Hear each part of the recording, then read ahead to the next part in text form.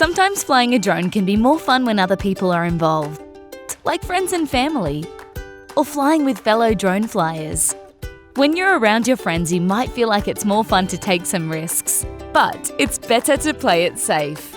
For instance, stay low, keep your drone away from other people, and always have your drone in sight. You can only fly one drone at a time safely, so if your friend wants you to control their drone while they step away, don't do it. Don't fly your drone over someone else's house or yard. You could cause harm if you lose control of the drone and it crashes into their house or even their pet. It's also important you don't invade their privacy. Sometimes when you're out flying, you may see a traffic accident or even some major incident like a fire. You might be tempted to fly your drone near it and take images with your onboard camera. But it's important to keep your distance from any emergency operations because you could lose control of your drone and create a more serious situation for those that need help.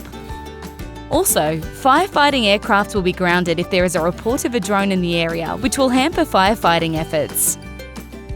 Clear weather conditions are best to really enjoy your drone flying safely.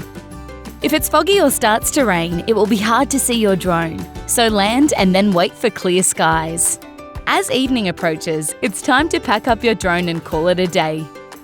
You must not fly at night. Just wait for the next clear day and fly your next mission. Following these simple rules will guarantee you have fun and keep everyone safe.